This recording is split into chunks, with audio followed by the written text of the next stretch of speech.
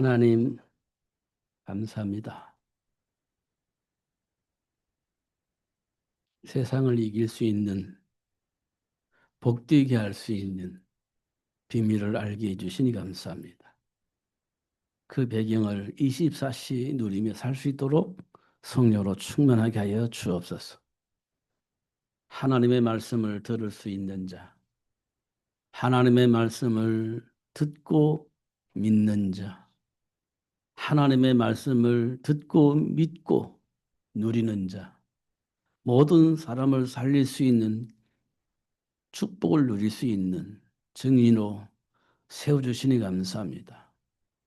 놓치지 않고 어떤 철학의 이념에 속지 않고 체질에, 체질에서 벗어나게 하여 주시고 하나님의 배경을 누리며 모든 사람을 살리는 삶을 살 수 있도록 축복해 주신 하나님 감사합니다. 다시 한번 말씀을 통해서 확인할 수 있는 시간 될 수 있도록 축복해 주옵소서. 예수님 이름으로 기도하옵나이다. 아멘. 우리들의 삶의 현장에는 말로 표현할 수 없는 많은 문제들, 또 이해가 안 되어지는 많은 문제들, 많은 일들이 벌어지고 있습니다.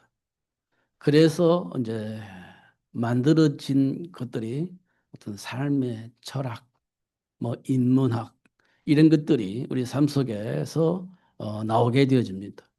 문제는 있는데 왜 이 문제들이 해결되지 않을까? 원인이 뭘까? 해결하려면 어떻게 하면 해결할 수 있을까? 이런 것들을 고민하다가 연구하다가 만들어진 것이 철학이고 인문학인 것 같습니다. 그러다 보니까 틀린 말은 하지 않습니다. 철학도 틀린 말을 하지 않습니다. 인문학도 틀리지 않습니다. 말 들어보면 굉장히 멋있습니다. 뭔가 해결할 수 있을 것처럼 그 안에서 살면 뭔가 내가 원하는 그 세상이 돌아올 것처럼 보여지는 그런 학문인 것이 분명히 맞는 것 같습니다. 문제는요, 한계를 극복할 수 없다는 겁니다. 한계가 오면 그때는 답이 없다는 것을 알게 되어집니다. 이유가 뭘까라고 질문을 해보면 답이 쉽게 나옵니다. 사실은. 왜냐하면 우리는 하나님의 자녀이고 오늘 본문처럼 기도할 때 가르쳐서 깨닫게 하시기 때문에 쉽게 답이 나옵니다. 예수님께서 말씀하셨어요. 수고하고 무거운 짐진 자들아 내게로 오라 이랬습니다. 수고하고 무거운 짐은요 힘든다는 겁니다. 해결책이 없다는 거예요. 다시 말하면 쉽지 않다는 겁니다. 사도 바울은 이렇게 말했습니다. 모든 사람의 죄를 범하여 하나님의 영광에 이를 수 없다. 그러니까 수고하고 무거운 짐을 지고 살 수밖에 없습니다. 그런데 그걸 해결해야 되잖아요. 그래서 나온 것이 철학인 것 같습니다. 그래서 나온 것이 인문학인 것 같습니다. 인간은 말이야 하면서 이렇게 살아야 돼. 이런 지혜가 있어야 돼. 이렇게 이제 뭔가를 만들어 냈습니다. 이런 것들을 들을 때마다 맞아. 이렇게 우리는 박수를 칩니다. 그런데요, 삶 속에 있는 저주와 재앙 앞에 무기력해집니다. 한계 속에서 무기력해집니다. 그때 우리는 방황이라는 것을 하게 되어지고 이제는 철학도 인문학도 다 필요 없어. 왜냐 한계가 왔으니까요. 그럼 뭐 합니까? 어떤 절대자 앞에 무릎을 꿇습니다. 어떤 절대자에게 무릎을 꿇어요. 그게 우상숭배입니다. 어쩔 수가 없습니다. 그리고 스스로 고민하고 스스로 답을 얻게 되어집니다. 그게요. 깊은 기도입니다. 어느 종교든지 깊은 기도를 합니다. 어느 종교든지. 그래서 깊은 기도하다가 깨달음이 와요. 그 깊은 기도를 하다가 이상한 신을 만나는 겁니다. 그게 귀신입니다. 어쩔 수가 없는 겁니다. 어. 이런 모습들을 저는 많이 들었는데 이제 현실로 이렇게 보여집니다. 사람들이 예수를 통해서 정체성이 회복되지 않은 상태에서 삶의 문제를 해결하려고 깊은 기도하다가 귀신을 만나는 거구나. 이런 것들을 보게 되어지는 겁니다. 그 귀신에 의해서 많은 지혜도 얻고 능력도 얻고 또 그 지혜와 능력을 통해서 세상에서 성공을 하기도 하고 그래서 많은 영향력을 행사하는 사람들도 있음을 확인합니다. 지혜가 있으니까요. 능력이 있으니까. 경제력도 권력도 가지고 사람들에게 영향을 입힐 수 있는 자리에 들어갈 수 있습니다. 근데 그게요. 결국은 자기 안에 들어와 있는 귀신을 전파하는 데 쓰임 받습니다. 귀신을 증거하는 데 쓰임 받아요. 왜냐하면 영향력을 가지고 있잖아요. 지혜와 능력을 통해서 영향력을 행사할 수 있잖아요. 근데 그게 어디서 왔냐? 귀신에게서 온 겁니다. 그래서 어디 가봐라. 뭘 해봐라. 이렇게 말하게 되어집니다. 그게 영향력입니다. 그게 귀신의 역사예요. 그게 어디서 나왔냐? 창세기 6장의 네피lim 문화 속에서 나왔습니다. 당대의 유명한 사람, 음, 후대들이요. 권력을 가지고 영향을 입힐 수 있는 그런 시스템을 만들었습니다. 이 영향을 입힐 수밖에 없죠. 그래서 하나님의 말씀을 안 듣습니다. 하나님의 백성들도 하나님의 말씀을 거부하고 그 문화 속으로 빨려 들어가 버렸습니다. 그래서 하나님께서 야 이거 어떻게 하겠냐. 더 이상 어떻게 할 수가 없겠구나. 심판을 해야 되겠다. 이게 이제 노아의 홍수 사건입니다. 음. 이런 부분들을 우리가 좀 현실 속에서 봐야 됩니다. 그걸 신약에서는 사도 바울이 이 세상 풍조 이렇게 표현했습니다. 지금 우리는요, 세상이 어떤 흐름 속에서 어떻게 흘러가고 있는지 우리는 몰라요. 그냥 막연하게 그런가 보다 하고, 지금 시대가 이렇게 흘러가는가 보다 하고, 그렇게 흘러가고 있습니다. 우리 청소년들이요, 그 문화 속에서 길들여져 가고 있고, 체질화되어져 가고 있습니다. 그럼 장차로 어떻게 되겠습니까? 소돔과 고모라 같은 그런 세상이 오겠지요. 어느 날 이기적인 생각 속에서 나만을 생각하고 내가 하고 싶은 건 무엇이든지 할 수 있는 해만 하는 그런 세상을 만들겠죠. 그런 세상이 도래할 것 같다는 생각이 저는 들어요. 그걸 우리는 뭘 해야 되냐? 해야 할 것 하나밖에 없습니다. 방주 만들어야 되고 그 현장을 살릴 수 있는 복의 근원이 되어지는 우리 자녀들을 양육하는 것이 최고의 복이다. 이렇게 보여집니다. 그 이외에는요. 이 세상 살릴 수 있는 방법이 없어요. 이미 길들여져 있기 때문에 돌아서지 않습니다. 결국 하나님이 심판하게 되실 것인데 거기서 살아남을 수 있는 방법, 방주 만드는 겁니다. 그리고 하나님이 원하시는 그 일을 이루기 위해서 준비된 그 복을 누릴 수 있는 자녀들을 생육하는 것이 인생의 답이라는 사실을 확인할 수 있습니다. 음, 이것도 저것도 다 맞지만 결국 한계가 온다는 겁니다. 그럼 우리는 어디로 가냐? 그것을 잃어버리고 그것을 극복하기 위해서 어디를 갑니까? 쾌락의 장소로 가버리는 겁니다. 그 고통당할 수는 없잖아요. 그게 잊어버릴 수 있는 그 세상 문화 속으로, 쾌락 속으로 빠져 들어가는 겁니다. 음. 그래서 요즘에는요, 보니까 무슨 동호회 이게 많더라고요. 동호회가 많아요. 왜 그럴까요? 이 세상의 스트레스를 그 생각이 같고 흐름이 같은 사람끼리 모여가지고 호호하 웃으면서 지내는 시간을 갖는 거예요.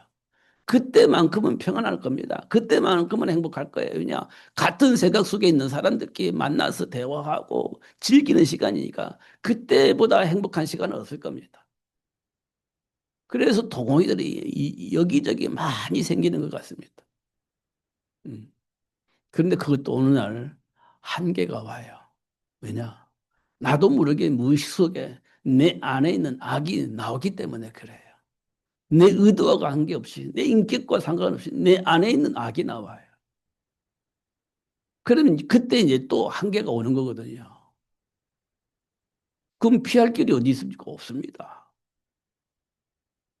그래 돼서 인간이요. 결국 한계 속에서 어느 날 인생을 포기하게 되어지는 그런 일이 벌어지기도 합니다. 이게 우리 삶 속에서 일어나는 일들이에요. 이 땅에서 일어난 모든 문제는요, 원인이 있고 배경이 있습니다. 반드시 있습니다. 원인이 있고 배경이 있어요. 그걸 찾아야 되는 겁니다. 그걸 찾으려고 수많은 사람들이 고민하고 갈등하는 겁니다. 그래서 우리는요, 과거에 어떤 인물이 무슨 말을 했는지, 그 사람들이 말한 배경이 무엇인지 자꾸 찾아가는 거예요. 그게 이제 공부입니다. 그래 철학자들이 무슨 말을 했느냐, 인문학자들이 무슨 말을 했느냐 자꾸 찾아가서 인생의 답을 찾으려고 하는 겁니다. 그리고 자녀들에게 후손들에게 또 젊은 사람들에게 그 사실들을 알리는 겁니다. 그런데요, 그게 진짜 답이냐라고 물어볼 때 그렇지 않습니다. 어느 날 한계가 오면요, 또 힘들어지는 삶을 살게 되어지는 겁니다. 답은 있는데 누릴 수가 없어요. 그게 한계입니다. 이런 부분들을 우리가 확인할 수 있습니다. 어, 어,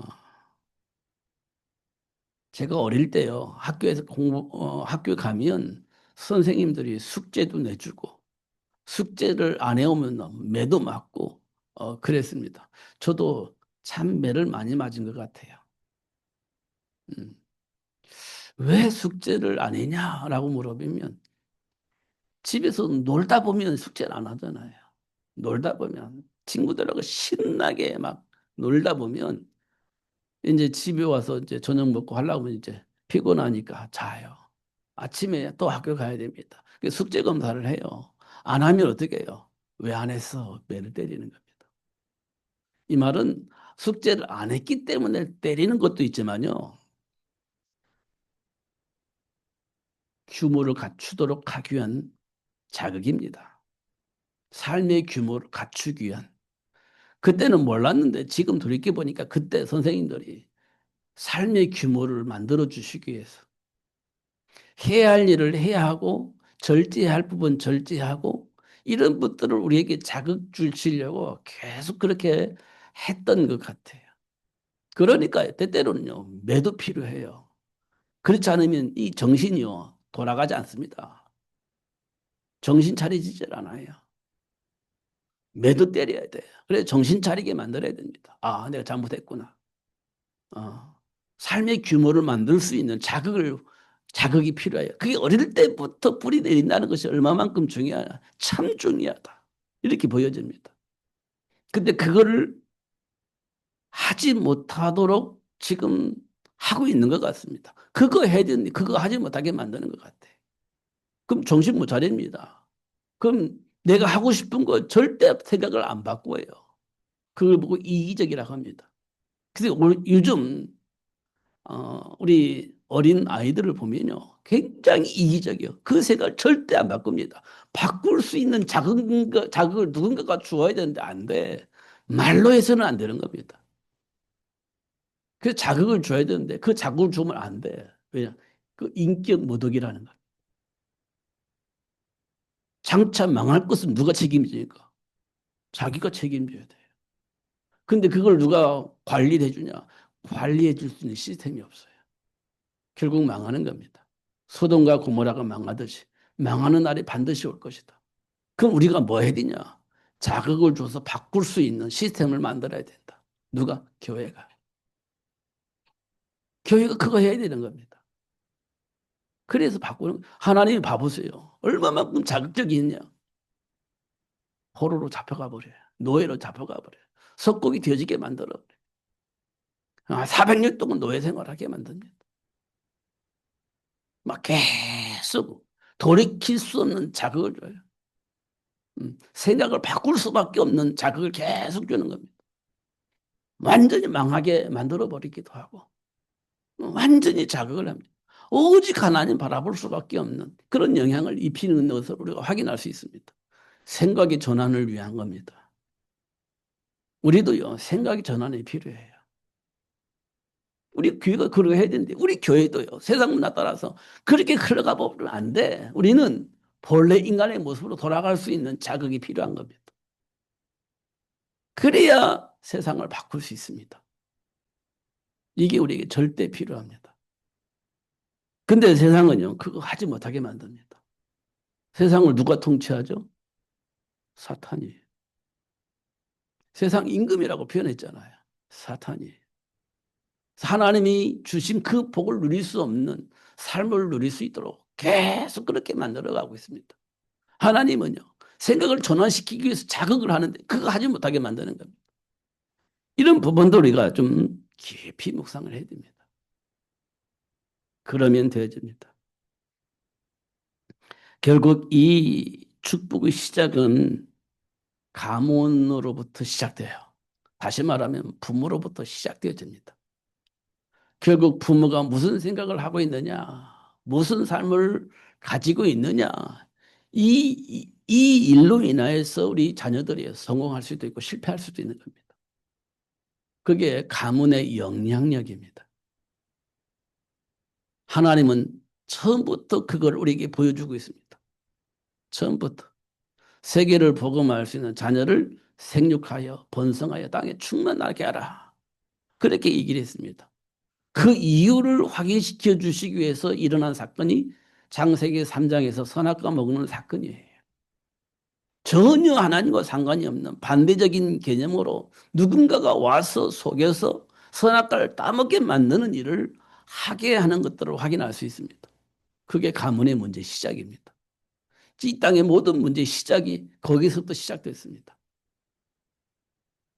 이를 통해서 하나님 우리에게 주신 축복을 발견하게 하시고 회복하시는 하나님의 사를 우리가 봐야 되어지는 겁니다. 그렇지 않으면 우리는요, 또 실패하게 되어집니다. 이거 반복적입니다. 그럼 지금 이 시대에 하나님께서 우리에게 요구하는 게 뭐냐? 준비된 부모. 그 준비된 부모를 통해서 세상을 바꿀 수 있는 자녀를 생육하는 거예요. 이게 지금 이 시대에 하나님께서 우리에게 원하시는 겁니다. 이념에 사로잡혀서 되는 게 아니에요. 철학에 사로잡혀서 되는 게 아닙니다. 사도 바울이 그랬잖아요. 골로새 2장 8절에.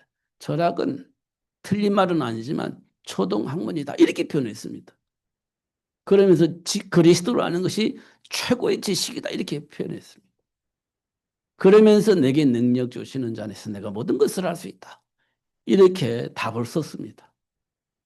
여러분, 진짜 예수 안에 준비된 복을 볼 수 있어야 됩니다. 그러면 돼요. 지금 우리 환경이 중요하지 않고 우리 수준이 중요하지 않습니다. 그리스도 안에 감춰져 있는 복을 보면 다 되는 겁니다. 감춰져 있습니다. 보라고 말씀하셨어요. 이렇게 말할 수 있습니다. 그러면서 이렇게 다시 말합니다. 이 땅의 모든 사람이 죄를 범하였음에 하나님의 영광에 이를 수 없다. 이렇게 표현했습니다. 이 말 우리가 충분히 이해가 되어져야 됩니다. 그렇지 않으면요, 한계 극복할 수가 없어요. 아무리 발버둥 쳐도 해결이 안 됩니다. 지금 많은 사람이 교회 다니는 사람이 많습니다. 많은 사람이 교회를 다닙니다. 그런데 한계가 보면 발버둥 칩니다. 근데 극복이 안 돼요. 그리스도 안에 감춰져 있는 지혜와 지식의 모든 부활을 발견하면 그거 발버둥 칠 필요가 없이 누릴 수 있게 되지는데 그냥 교회 다니는데 예수 믿는다고 하는데 그 안에 감춰져 있는 지혜와 지식의 모든 부활을 발견할 수가 없어서 발버둥 치고 있는 겁니다. 누구처럼? 한나처럼 발버둥 치는 거예요. 답이 없습니다. 그게 지금 우리 삶 속에 있는 기독교인들의 모습입니다. 발버둥 치는 거예요.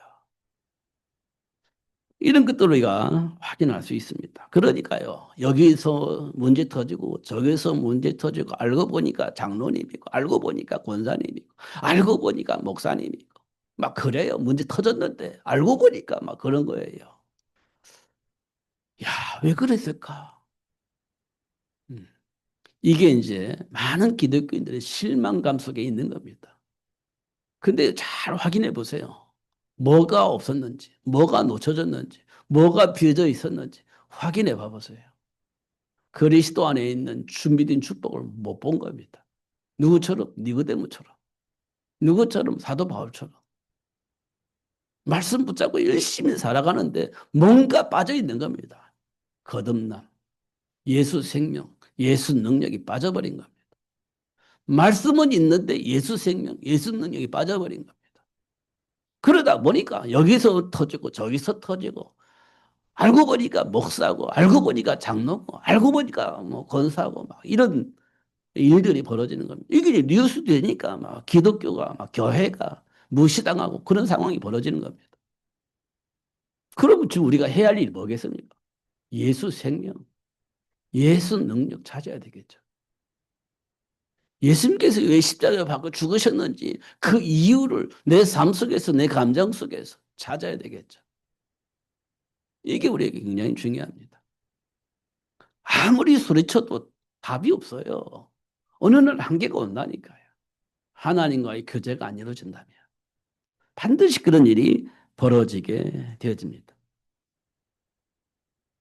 최선을 다해서 사는 것은 뭐가 잘못됐습니까? 그게 초등학문이란 말은 인생 문제를 해결할 수가 없다는 거예요.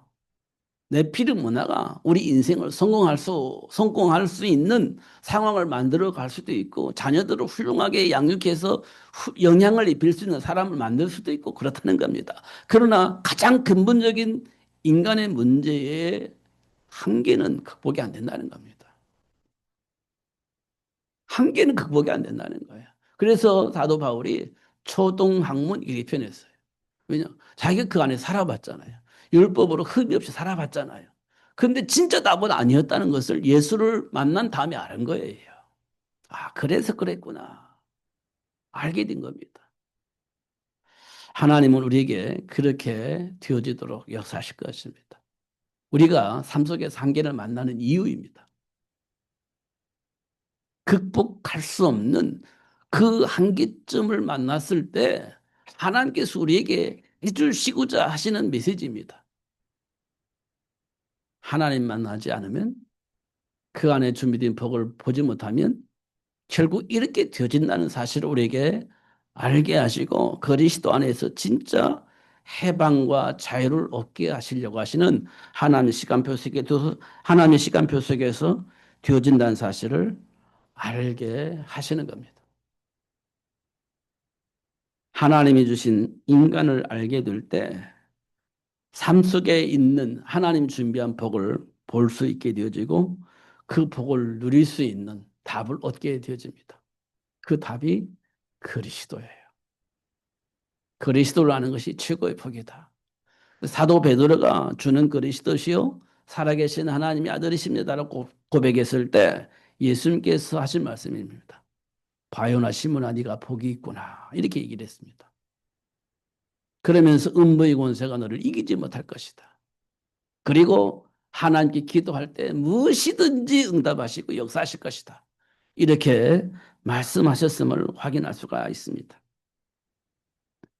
그렇기 때문에 그리스도를 아는 것이 최고의 지식이라고 했던 사도 바울의 고백은 참된 고백이 되어지고 결국은 그 고백이 로마를 복음으로 바꾸는 그런 축복을 누릴 수 있게 하신 것입니다. 하나님은 지금 우리에게 주신 축복이 있다고 한다면 세계 복음화를 알게 하시고 세계 복음화를 위해서 기도할 수 있게 하셨다는 겁니다. 결국은 어느 날 세계가 복음화 되어지는 날이 오게 될 것입니다. 그 일을 위해서 하나님 우리를 이끌어 가실 거예요. 그 일이 이루어지도록 우리를 축복하시고 역사하실 겁니다. 그 사실을 알게 하시려고 우리를 한계 속으로 끌어들이기도 하고 그 한계 속에서 그리스도를 발견하고 그리스도 안에서 극복하고 넘어설 수 있도록 또 준비된 복을 누릴 수 있도록 역사하시는 하나님의 역사를 체험하게 될 것입니다. 땅 끝까지 이르러 내 증인이 되리라. 그렇게 말씀하셨거든요. 그 일이 되어지도록 역사하실 겁니다. 근데 우리는요, 생각이 달라졌어요. 체질이 달라졌습니다. 그러니까 하나님 편에서 생각을 못 해요. 하나님 원하시는 현장을 복음으로 바꿀 수 있는 그 일을 우리가 생각하지 못합니다. 왜냐? 오직 나만 생각하니까. 오직 나만 생각하니까. 내 안에 와 있는 어떤 그 삶의 개념을 가지고 살게 되어지니까. 하나님의 말씀을 무시하고 하나님과 상관이 없는 나를 위한 생각을 하고 삶을 살게 될 것입니다. 그럼요, 세상은 바뀌어지겠어요? 절대 바뀌어지지 않겠죠. 하나님은 세상을 바꾸기를 원하시는데 내 생각 속에는요, 아멘 하지만 내 생각에 있는 기준은요, 세상을 바꿀 수 있는 기준이 되어 있지 않습니다. 그럼 세상은 안 바뀌어지는 겁니다. 이런 것들 우리가 꼭 확인을 하셔야 됩니다. 진짜로 확인해야 됩니다. 그냥 이론적으로 말하는 것 말고 내 안에 있는 생각, 내 안에 있는 감정들, 내 안에 있는 한계들, 막 일어나는 충동들, 그 안에서 일어나는 여러 가지 분노들, 이런 배후에 뭐가 있는지를 우리가 확인을 해야 됩니다. 결국은 우리는 그 안에서 선택을 할 것이기 때문에 이 속에서 답을 얻지 못하면 결국 우리는 운명과 발자처럼 그 속에서 끌려다녀야 되는 거거든요. 어. 끌려다니지 않으려면 내 안에 있는 이 모든 배경을 알아야 돼요. 원인을 알아야 됩니다. 그리고 답을 찾아야 거기서 빠져나올 수 있는 거지. 그러지 아니하고서는 못 빠져나오는 겁니다. 그래서 운명과 팔자, 뭐 가문의 저주 이런 말을 할 수밖에 없는 상황이 벌어지는 겁니다. 그런데 예수를 알면요, 상관없이 해방되어지는 겁니다. 가문이 어떤데 상관없죠. 운명과 팔자 같은 삶이 어떤데 상관없지. 해방됐는데. 이런 것들을 우리가 확인을 하셔야 됩니다. 그런데 우리가 스스로 할 수가 없기 때문에 하나님께서 환경을 만드시고 그런 사실을 알게 하시고 진짜 해방이 되어지도록 하나님께서 하실 것입니다. 그것 때문에 예수님 오셨잖아요. 그러니까 한계 만나서 막 여러 가지 뭐 얘기를 하지만 결국 그거는 내 안에 있는 것을 폭로해서 나를 알게 하시는 시간표입니다. 그러니까 그럴 때마다 빨리 하나님 앞에 나와서 이렇게 조아려야 되는 겁니다.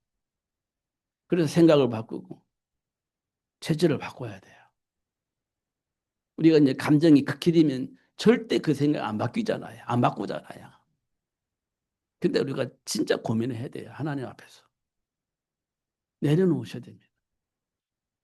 그래야 이게 되는 거예요. 그래도 그렇지 하면서 막 이렇게 해버리면 이제 생각을 안 바꾼다는 얘기지 않습니까? 예수님이 오셨을 때의 삶 현장의 배경을 보면은요, 군대 귀신이 들려 묘지 사이에 있는 자가 있었습니다. 군대 귀신이 들렸어요.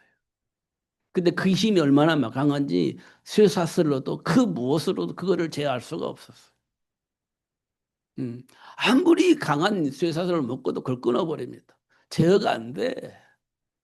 그런 상황이었어요. 베데스다 연못가에 누워서 38년 동안 기다리고 있는 병자가 있었습니다. 베데스다 연못이 동할 때 제일 먼저 들어가기만 하면 치유가 되어요. 어떤 병이든지 해결돼요.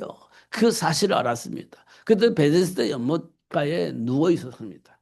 38년 된 병자. 예수님이 그를 찾아갔습니다. 근데 그 사람이 이런 얘기를 합니다. 이 연못이 동할 때 먼저 들어가면 어떤 질병이라도 치유된다는 사실을 알고 왔습니다. 근데 나를 이곳에 던져줄 사람이 없어요. 이렇게 얘기를 합니다. 해결이 안 된다는 겁니다. 알겠는데 안 되는 거예요. 38년 된 병자. 예수님 오셨을 때의 상황입니다. 그리고 예수님이 결국 찾아간 곳이 버려진 사마리아 땅인데요. 그 우물가에 한 여인이 예수님을 만났습니다. 예수님께서 물 달라 하니까 나를 상대도 하지 않는데 왜 나에게 물 달라고 합니까? 이렇게 얘기를 했죠. 그러니까 예수님께서 이런 말합니까? 네가 내가 누구인지를 알았더라면 물을 줬을 것인데 동치 누구냐? 그랬더니 내가 주는 물은 영원히 마르지 않는 생수가 흘러나는 물이 될 것이다. 이렇게 얘기를 합니다. 그러니까 그 와가지고 뭐라고 말하냐? 어디서 예배를 해야 하나님이 기뻐하시는 예배가 될 수 있습니까? 유대인들은 예루살렘에서 해야 된다고 하는데 도대체 어디서 해야 됩니까? 라고 물어봅니다.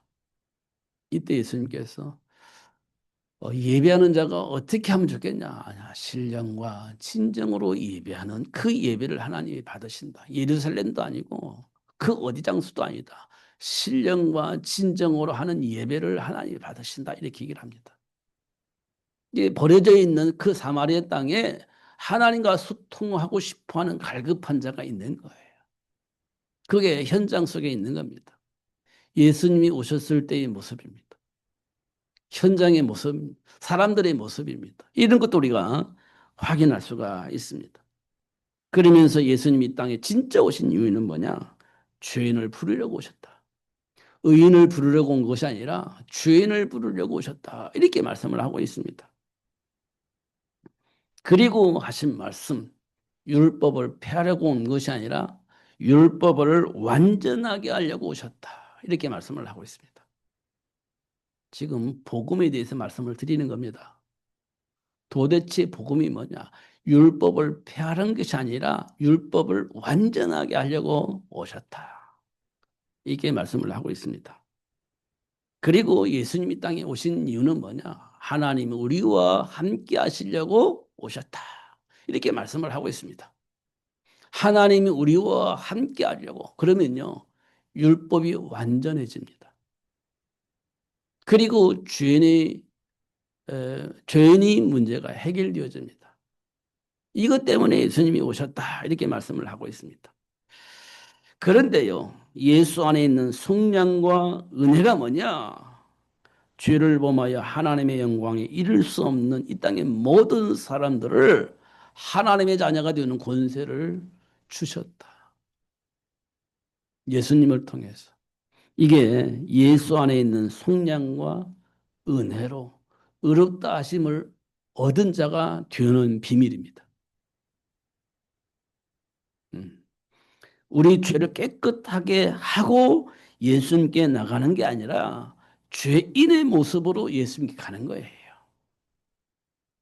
십자가의 피로 그 문제가 해결된다는 사실을 인정하고 예수님께 나가는 겁니다.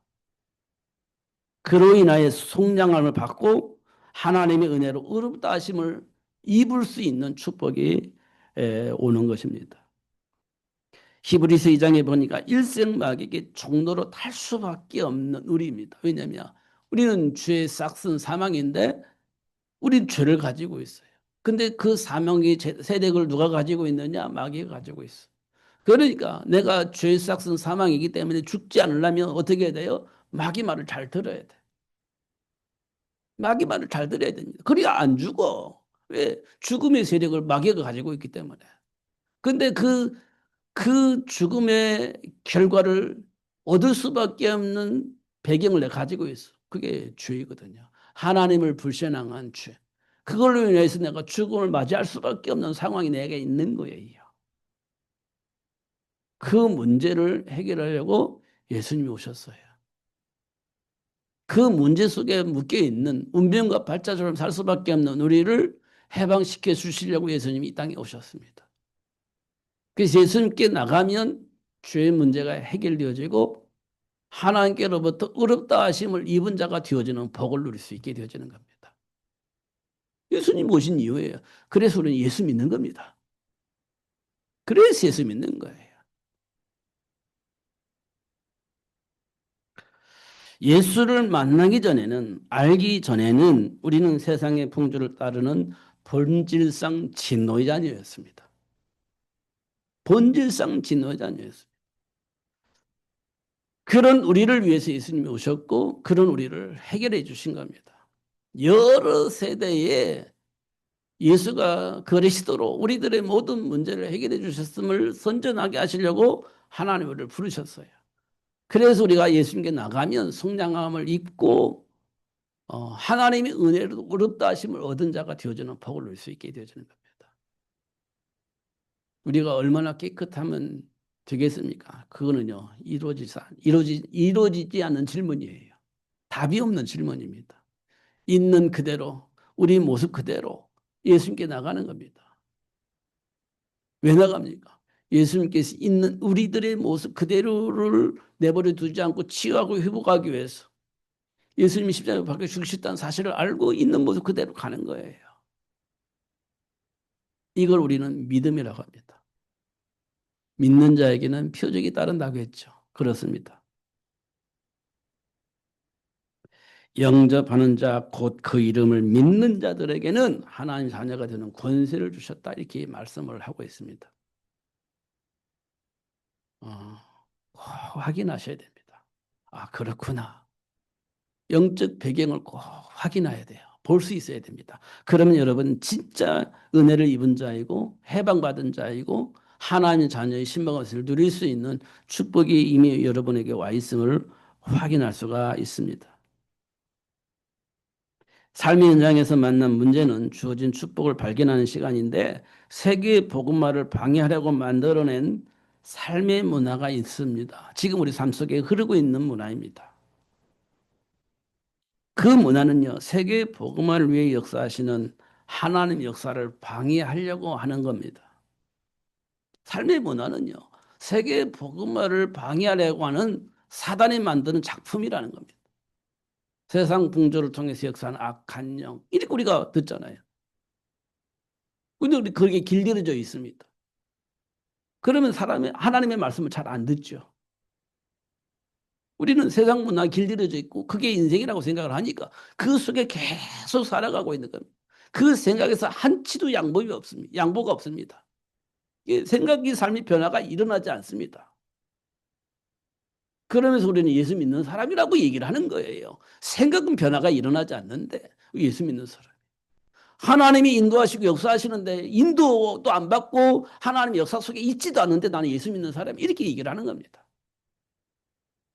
어디서 뭔가 잘못되어 있죠.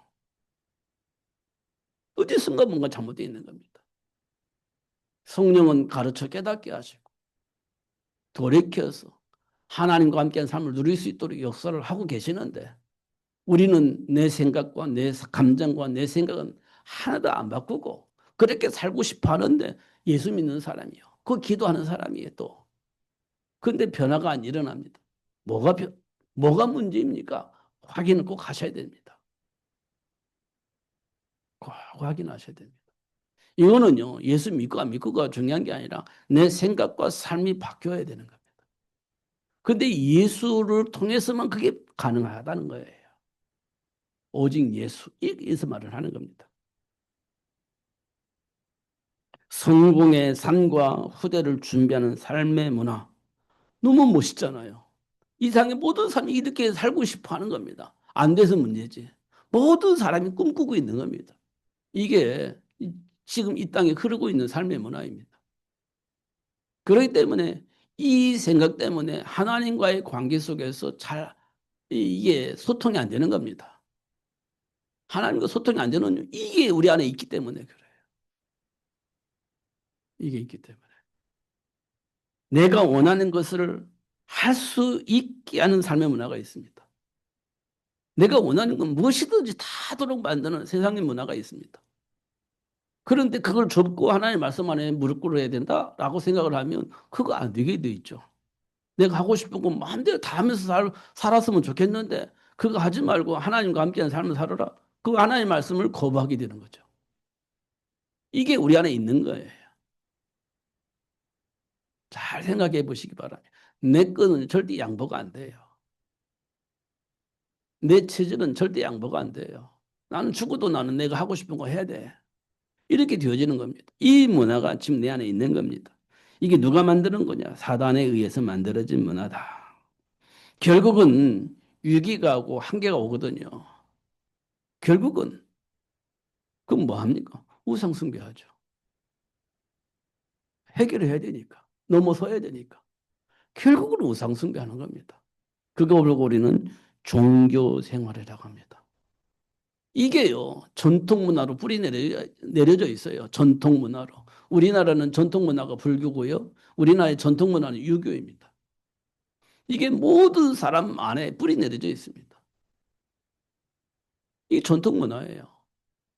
이 문화 속에 못 벗어나는 겁니다. 근데 예수 믿는 사람이야. 제가 어릴 때요, 한동안 소리가 있었습니다. 그 소리가 뭐냐? 지금은 소리가 없습니다만, 한동안 제가 어릴 때 소리가 있었습니다. 그게 뭐냐? 가문에 뭐가 있죠? 제사 있잖아요, 제사. 제사 문화. 이게 유교 문화거든요. 조상을 섬기는 문화. 근데 이게요, 잘못됐냐? 볼 때요, 잘못 안 된 것 같아요.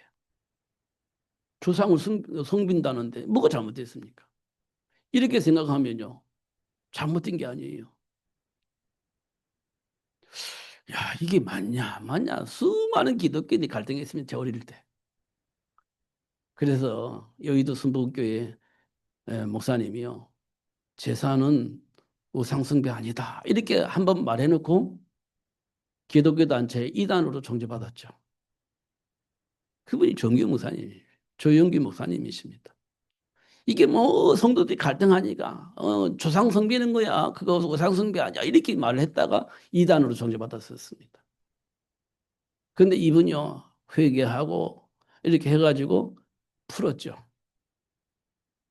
이만큼 유교의 이 전통 문화가요, 뿌리 내려가 이게 해결이 안 되는 겁니다.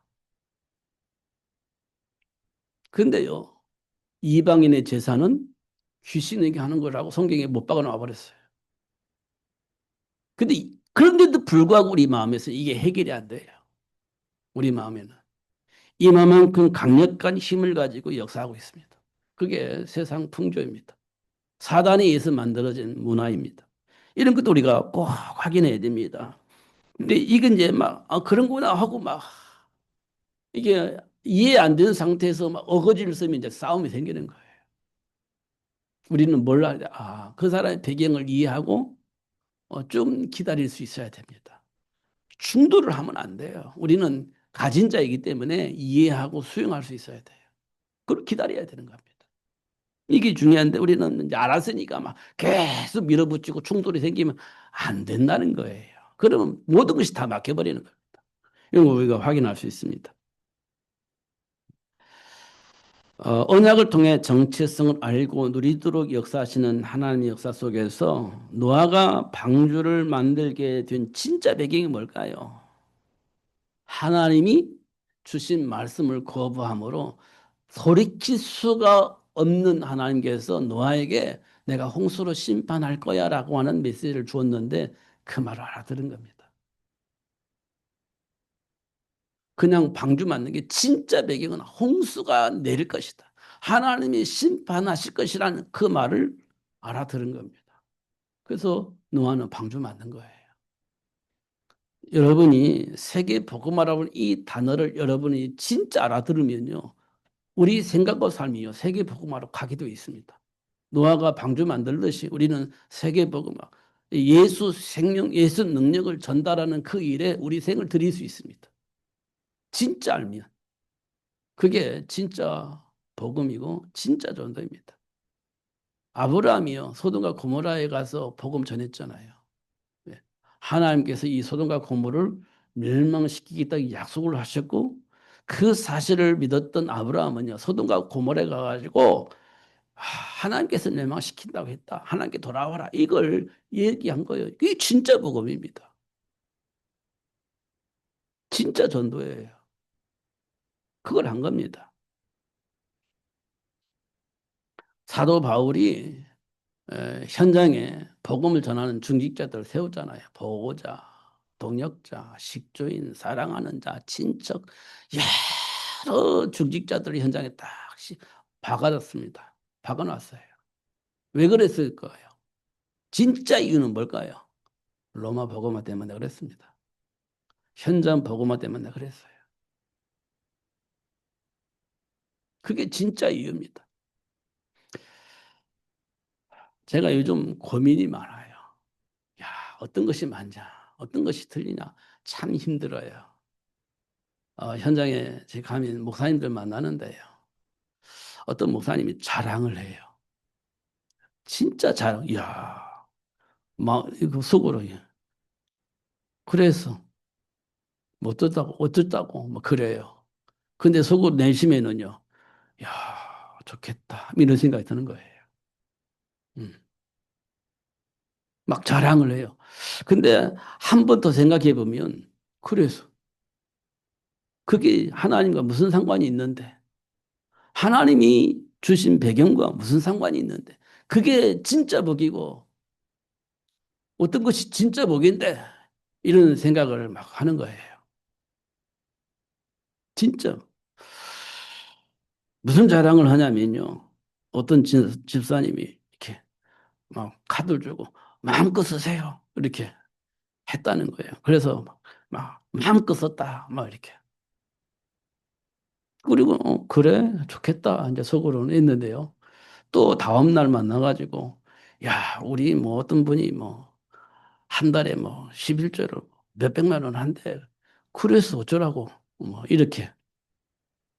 근데 그분은요. 그걸 자랑하고 싶어가지고 나를 부른 것 같아. 그거 어쩌라고. 그거 의지하면 안 돼. 하나님을 의지해야지. 하나님을 의지하지. 하나님의 배경 속에 있어서 하는 것이 중요하지. 예.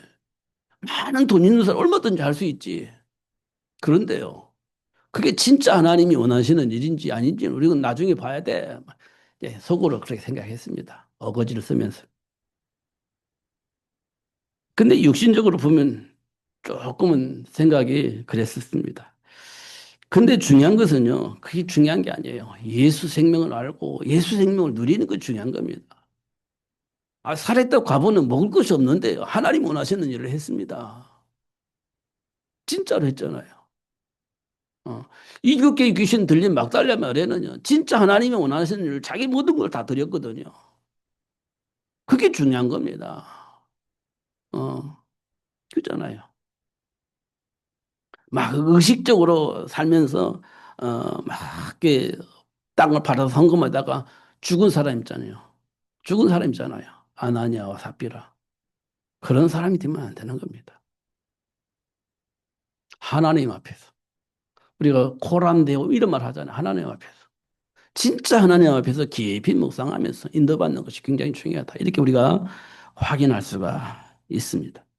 사도 바울이 그런 중직자들을 곳곳에 세워서 영향을 입힐 수 있도록 만드는 겁니다. 그리고 250년 만에 로마가 복음 바뀌었잖아요. 그런 사람이 중요합니다. 그리스도 안에 있는 지혜와 지식의 모든 부활을 발견하여 누릴 수 있도록 역사하시는 하나님의 역사 속에서 움직이는 것이 중요하다. 이렇게 볼 수가 있습니다. 그러면요, 출애굽을 위해서 모세를 준비한 요셉처럼 정체성을 회복하기 위해서 사무엘을 준비한 한나처럼 준비하게 되어집니다. 그럼 어떤 일이 벌어지냐? 로마가 복음화되어집니다. 현장이 복음화되어집니다. 우상이 무너지게 되어집니다. 하나님 나라가 회복되어지게 되어집니다. 하나님이 하시는 일입니다. 그래서 모든 민족이 온천의 모든 사람들이 복음을 듣게 되어지는 날이 오게 되어진다는 겁니다. 이걸 계속 나누는 거예요. 이걸 계속 현장에서 포럼하는 겁니다. 이걸 놓고 계속 기도하는 겁니다. 이걸 위해서 하나님 주신 달란트를 활용해서 현장을 복음으로 바꾸는 일을 하는 겁니다. 그래서 다 모여서 하나님께 영광 돌리는 시스템을 만드는 겁니다. 이게 하나님의 소원이에요. 로마 복음화를 위해서 하나님 사도 바울을 통해서 하신 일입니다.